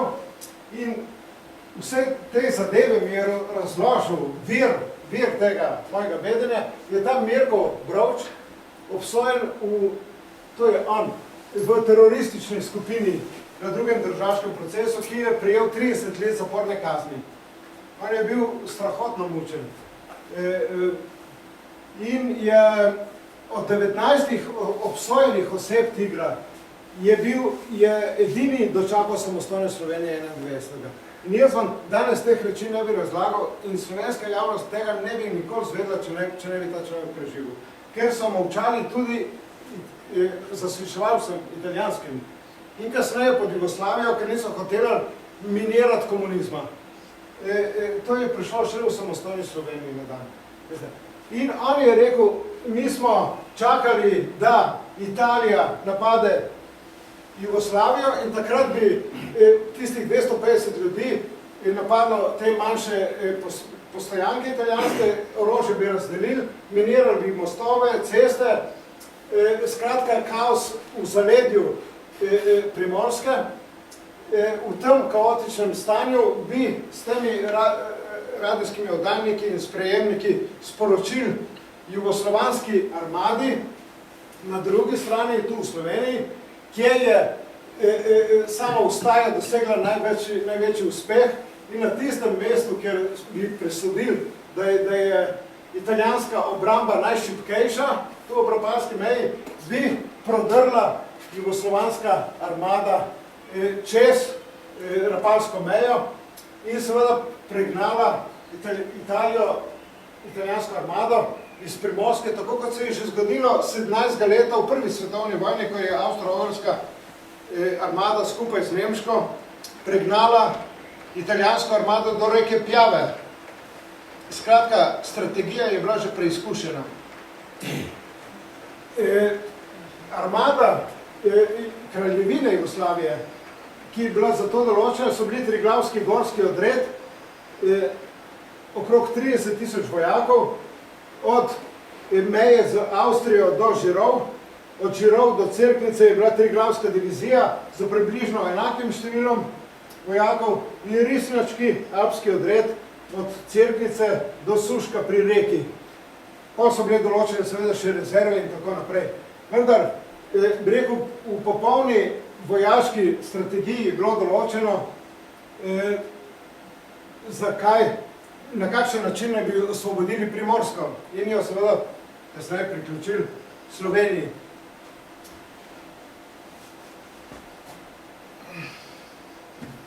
No, da do tega, ko je to že potekalo, zgodilo se je nekaj nepričakovanega, da so aprila 1940, da je Tiger, to je ta je, bi rekel, član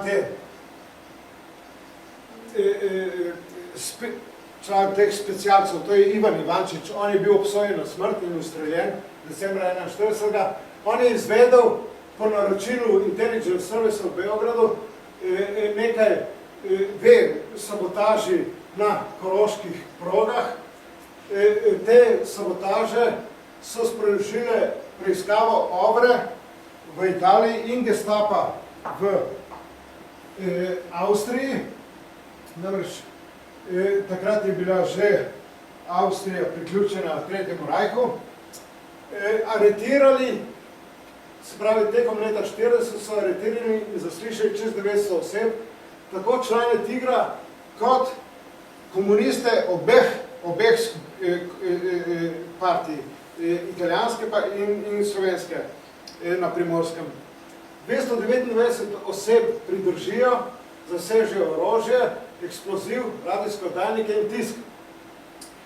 Tu je sedaj nekaj, da jaz v Primorskem slovenskem biografskem leksikonu, 4. zvezek, to vir navajam, je v biografiji Albina Dujca, člana KPS, navedeno, da je med preiskavo OVRE julija 1940 član vodstva komunistične partije na Primorskem, Negri, izdal ustajniško skupino, se pravi Tigrovca, in Pinko Tomašičevo skupino, ki je bila povezana s Tigrom. Zaradi česar je tekom preiskave prišlo do likvidacije ustaje Tigra. Po vojni je Tiger, so člani Tigra, bi rekel, obsojali, in to dokazuje tudi ta navedba v Primorskem slovenskem biografskem leksikonu, komuniste pod vodstvom Albina Dujca, niti ne pod Pinkom Tomašičem, ker on je pripadal komunistični partiji Italije, da je bila ustaja izdana. Sedaj se zastavlja se lahko vprašanje, ali je bila ta izdaja komunistov plod, bi rekel, neke preiskave, nekih mučenj, nekih, bi rekel, postopkov zasliševalskih, ali je bila to ta izdaja, bi rekel, navodilo po Ribbentrop-Molotovu, ker takrat je že veljala in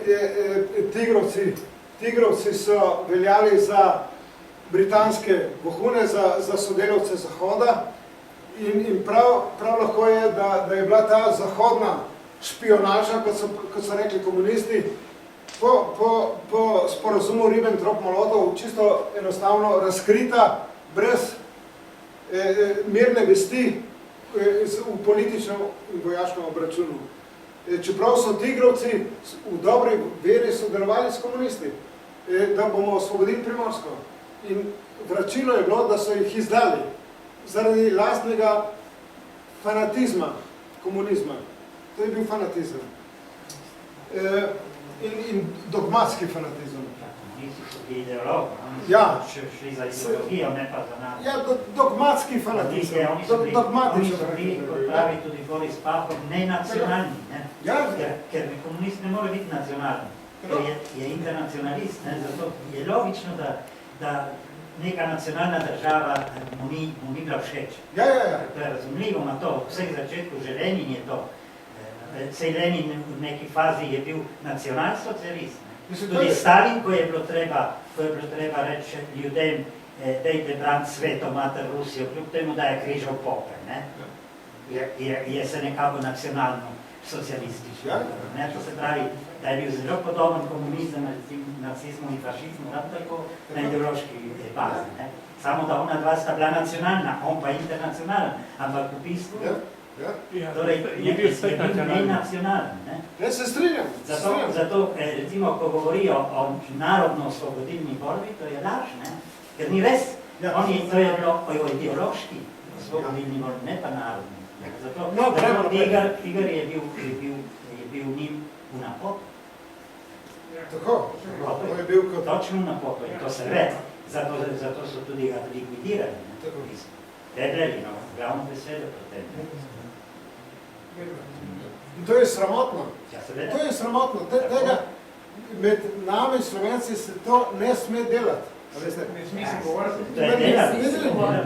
To se ne smelo. Moraš spoštovati lasten narod, je treba spoštovati lastne ljudi. Seveda, če bomo imeli fanatike, kam bomo prišli?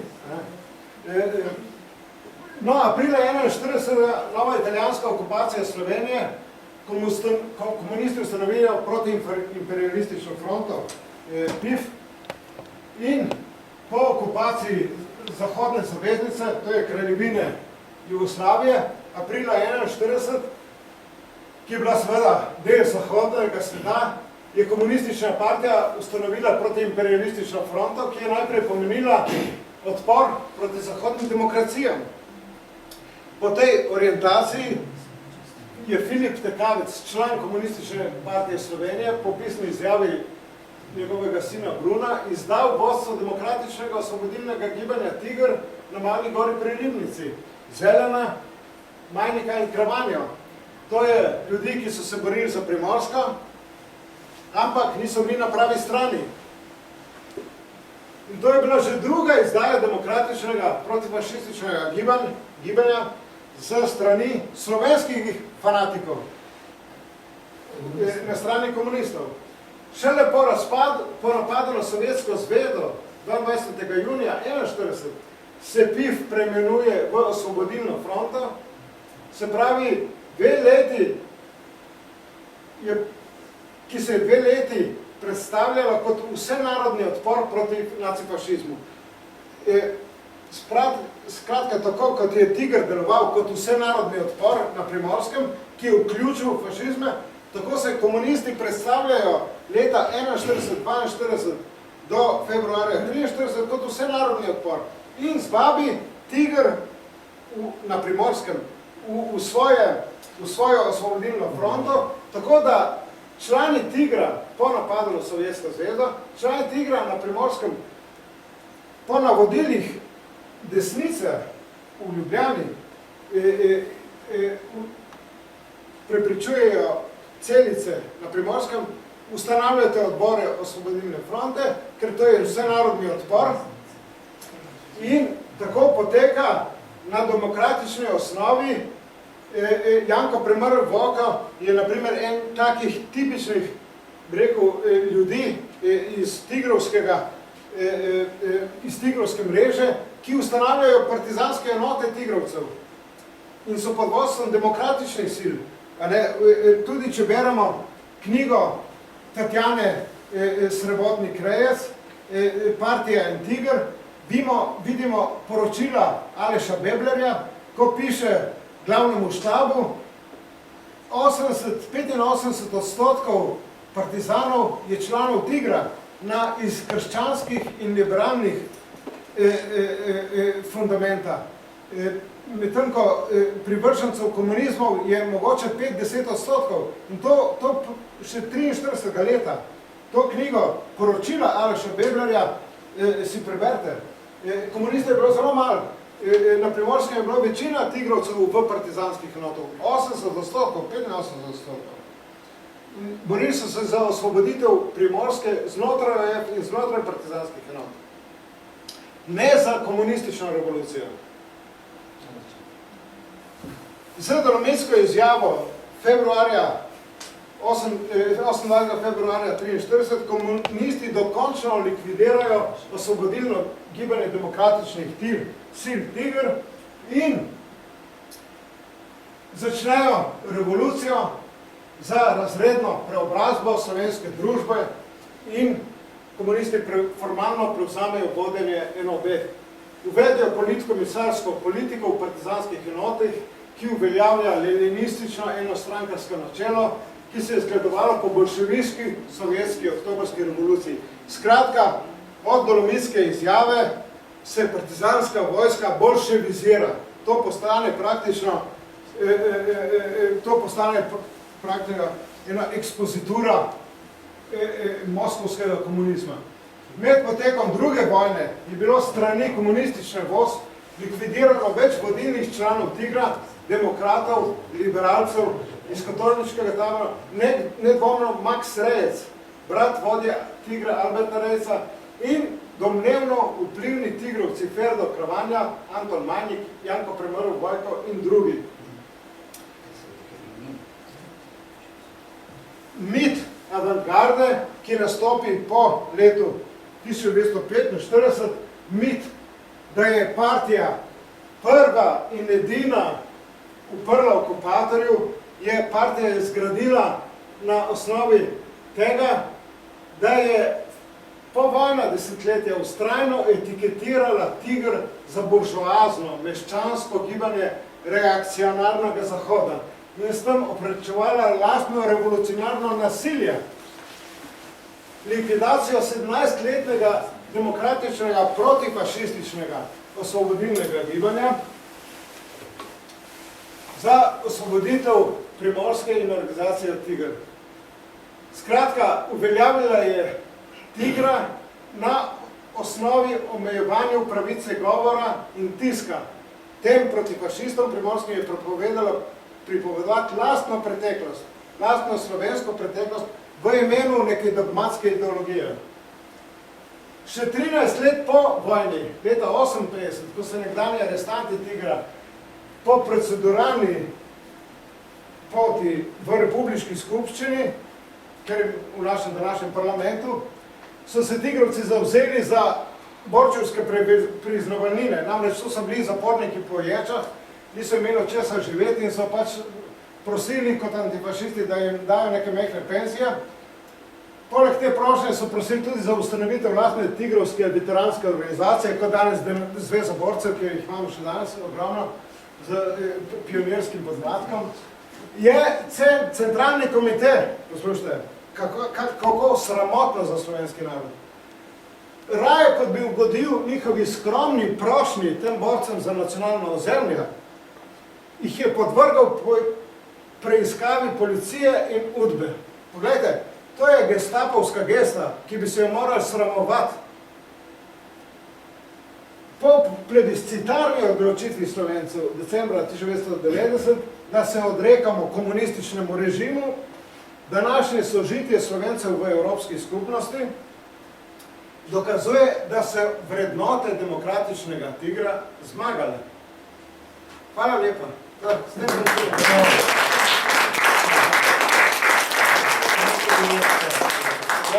Prej ste omenil 43. leta. 43. leta je bil tudi en zelo velik obrat. Namreč padel je Mussolini. Fašistične armade v Sloveniji so propadle. Iz dobrih virov obveščenih meni je povedal osebno general Novljan, Ambrožič, Lado. On je imel 4000 italijanskih vojakov, oficirji, bi mogli biti sojeni in vse, ker so pač bili, so streljali talce in tako dalje, ne? Nič njihovi oficiri so lepo dobili svoje pištole, oni so dobili kamione, da so lahko šli domov. In ženske iz Dolenske. Pazite, 43. leta hočem reči, kako so oni bi rekel, ker so bili ideološko bratje, tudi če so bili konkurenčno nasprotniki, konkurenčno, ker vode so imeli vodno odkriti. Torej, pred napadom Hitlerja na Sovjetsko zvezo so praktično komunisti rekli, ja, bote mirni, koliko so napadli Jugoslavijo nemške sile, ne? nima smisla se proti taki ogromni moči se boriti. To je samomor, ne? So oni sami to rekli, ne? Se pravi, ni bilo nobenega oporu.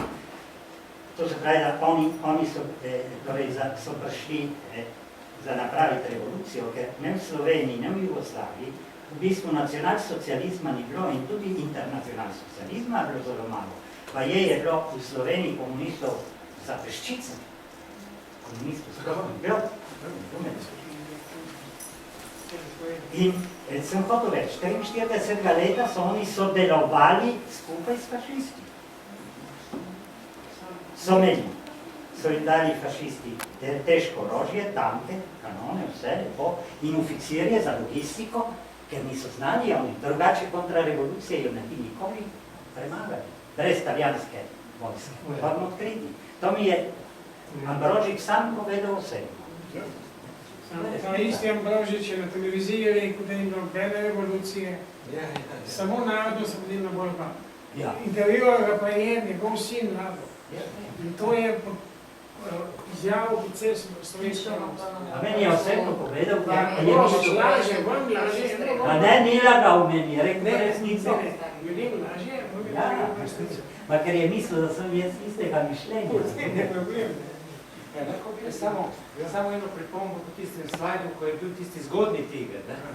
Se mi zdi, da moramo za resnico vedeti, da je nastalo ime tiger.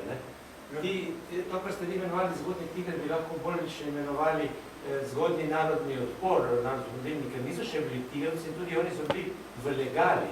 Tiger je bil v ilegali. Tu se mi zdi samo ta drugače odlično predavanje, vse se strinjam, ampak po imenovanju bi mogli biti bolj. Zakaj je zgodni tiger? Lahko kar povem, da to so raziskovali, kde se ta besedica prvič pojavi. In Španger, Veko so Špangerja, to je bil on v tej bazoviški spomenik navaja. Je bilo več, bi rekel, razlag, nismo ena, ampak nekdo pri menda je Pertot, ne vem, eden od novinarjev časopisa Edinost, da je dobil ta trst Istra Gorica Reka, ki naj bojo svobodni, da je to udarno ime, ker to je osvobodilno, kot OF, osvobodilna fronta, to Tiger sporoča trst Istra Gorica Reka, znova slovenski oziroma slovanski, hrvaški, da mora priti v našo državo. To je en od urednikov Edinosti. Lahko si pa preberete to v knjigi Milice Kacin-Bohinc, prvi antifašizem v Evropi. To je tako, ne bi rekel. Recimo Milice Kacin-Bohinc ne verjamem v celoti, ona je bila le malo usmerjena. Jaz veste, Kacinova je živela in delala sredi Ljubljane. In jaz ti dajem vse priznanje, kar je naredila tu v centru Ljubljane za Triglav. Jaz na Primorskem lahko pač malo še... Moj dedek je bil recimo Špangerjev soborec in Španger in borbaši, oni so se do sestanka na Nanosu res klicali borba, izdajali tudi glasilo borba. In na Nanus je bil tisti datum, ko so... Meni se zdi, da bi bilo to treba upoštevati. Poleg tega je neka razlika med ljudmi Rečevega kova in Zelenovega, ki so bili v ilegali, in ti, ki so bili legalno, ki so se borili za slovenske pravice. Ko ste jih na tistem slajderju, če ga reste nazaj, vsi tisti gospodje niso mogli biti v Tigru, ker so bili legalno, niso bili skriti. Veste kako, to je bil Breko. Moramo paziti, da zdaj spet... On je bil že funkcionar, praktično jugoslovanske... Da spet vsakega ne proglasimo za tigra, kot so v zvezi borcev vsi borci. Vsak, zdaj, tudi tisti, ki se še niso rodili, so že borci. Tako tudi tigrovci so bili samo tisti res strogi ilegalci. Jaz sem imel sorodnika, ki je bil vsi pri tigru, ampak je bil cel čas interniran na Ventotene. In je bil s Kartinijem. Reci zgodaj povedal. Kako se je pisal? Čok. Če greste nazaj na ta slajder, tisti gospodi, ki so bili tam na nedeli, so bili praktično legalni del narodov tega odpora narodov. Legalni odprto, to se pravi, vsi so vedeli za njih Čoka in te. In niso bili člani tega, niso nič vedeli, kaj Rec dela. Rec je bil, to je pa si legalni. Ja, ampak ne moreš jih imenovati tiger, ampak so... Ne, ti, veste kako je, to so bili liberalci pred Zvozi tiger, ja. Veste kako je. Ja. Veste kot ne, to je edinost. Znotraj liberalnega tabora, to je pomembno. Ta zgodni tiger so liberalci ustvarili. Toliko recimo zbor svečenikov Pavla, Če veste nazaj, Josip Marija Čopek, veste nazaj. Ti so krščanski socialisti in duhovščina. Ta zgodni tiger so liberalci. Lavo Čermelj je delal, on je bil tukaj na inštitutu. Lavo Čermelj, recimo, kasneje, 30. leta. Lavo Čermelj je bil velik rodoljub in... Po 30. letu, ko je tekel. Vendar nikoli v tigru. To je zgodnje, od 24 do 27. On ni vedel, kaj dela rec. Rec je bil ilegalen, tiger. Zelen. To je treba ločiti, ne? No. Tako majhna pripomba, samo ta. To bi mogoče bil lahko zgodnji rodoljub. Oni so imeli tudi vlogo, recimo, v Istri, ko recimo ta knjiga, ki je napisal Meje in misije, dr. Kristan, samo Kristan. No, tam je veliko, on govori o Marija Čopu, ker je imel izkrat vlogo pri muzeju Ražni in tako naprej. Že takrat, kako se je v Istri, bi rekel, to Hrvaška in Slovenija so tukaj za mejo, pravzaprav so bili veliki problemi, že izkrat. Ni res, da je to prišlo samo ko je Tito, pa Karten stal odločila mir, oziroma to rekel. Mislim, da ta problem, torej je tale Marija Čop in to so že izkrat, recimo, bili nekako akteri te politike, ki se je rekel, na teh mejah z Italijo vodila, ampak je tudi bilo pomešano s hrvaško politiko. Oni so imeli, torej s tigrom niso imeli nič opravka. Oni so bili vsi rodoljubi, ampak to so bili na odprti Oni sceni. so delali na tisti liniji državnosti. Rec jih ni mogel vključiti v tiger, ker to vsi bi tvoj vedeli, da so bili nadzorovani. Zato samo to je kratko poimenovanje, ampak moram pa res pohvaliti to vaše predavanje, ker sem bil presenečen. Prvič sem res pravo analizo slišal celotne zadeve, kar je bistveno, kar bi sam podaril, bom končal. Nobene povezave ni med tigrom in OF, tu ni nekaj kontinuitete. To je čisto druga stvar. Lepo so pustili komunisti, da se to razvije in potem so jih vse postreljali in prevzeli njihove zasluge. In da potem povemo še to društvo Zveze borcev, ki se imenuje Tiger, so potem spet olastnili. To je prvi rodoljub, pa drugi rodoljub, ki je izšel. So celo napisali, kaj so na centralni komiteju in v Zvezi borcev odločili, da tigrovci niso vredni statusa borcev. In to je celo rodoljub, potem niso tega nikoli več pokazali. Zato jaz sem rekel, zakaj ni gospod Šini tukaj povedal joga, zakaj ne pove to tam na televiziji. Pravzaprav, kakšen odnos so imeli Zveza borcev je po samosvojitvi Slovenije komaj začela koketirati s Titom. Ampak to so bili nasprotniki, ni prav kaj. Oni so Tigra popolnoma uničili. In zdaj bi pa njegove zasluge radi si pridobili.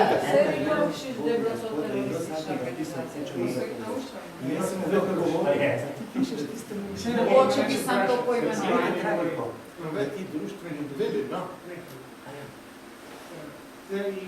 Zadnjič je rekel, a je kaj še kost tigra na Hrvaško? Hrvaško, so imeli isto povezano. A so hrvaški tigrovci živi? A so tiho? Ne, so. So imeli tigre, ne se še povezave z našimi. Zvonimir Miloš je bil Hrvat, ki je bil pazoviška žrtva. Ti poznaš kakšne rodite? So, seveda so. Ja, sam v bistvu To so bili demokratični protifašisti. Ne, sem to vse razumel. Samo Tudi procesi so bili, še prišli sledovi tega. v boju so bili Stanki, če ministri. so ostali. Sveda so. Ja, In samo potem so se Istra, maščevali. samo Istra, to leta 45, ni bila nikoli Hrvaška. Ja, seveda, to je ministr vsej strani. Jaz pa še eno vprašanje imel, Ja. ki malo iz tega izstopa. Ko je leta 1941 pač okupacija prišla, mislim, da narod besede partizan ni poznal. Ne?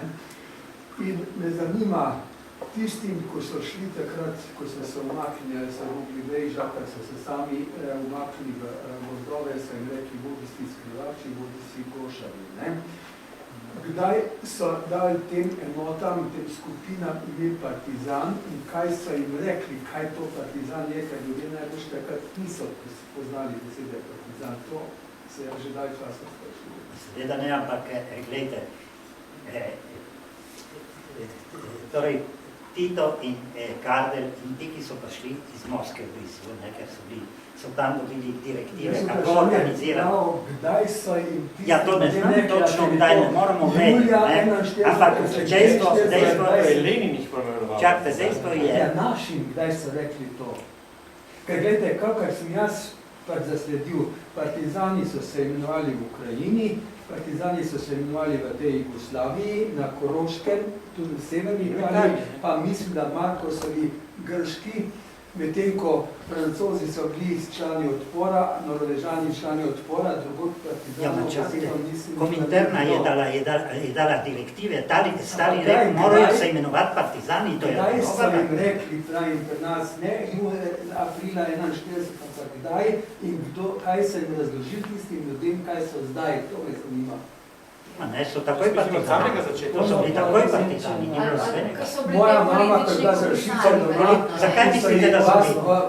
požgali, ker se je tam bila rešiška četa, je rekla, ja, četniki so kar tam po plotovih posedali, ker ona je takrat, pač tak so ljudje rekli, da so tisti četniki, ker so bili to čete, ne, četniku je srpsko pomenilo. To se pravi, ta izraz ni bil ta prvi teden okupacije, ampak malo nekaj kasneje in se vprašaj tem ljudem, ki so bili Oni so bili že španske državljanske Navadni ljudje, španske državljanske vojne. navadni ljudje za to niso vedeli, ampak organizacija, ki je organizirala te partije, to ni prišlo spontano, veste, ni prišlo spontano. Nekaj je bilo spontanega na začetku. Ja, no, ma tisto je bilo, Poslušajte, to je Larifari, tisto ni bilo nemške nič, tisto ne. okupacije, ogromno ljudi bežalo pod italijansko, ker je bila nemška hujša, pa so se Ja, ma to da so se vem, ma ne, to skrili, so da vsi. niso vedeli, da so sledi za... Jaz sem poznal ljudi, to so ki ti so- začetki. Ne, da bi Partizani je staro, še španske Poznam državljanske. ljudje, recimo, Tisti so bili pa drugi, tisti so se organizirali, ampak pravi, najprej so ljudje precej spontano se umikali iz podnebške... Ne,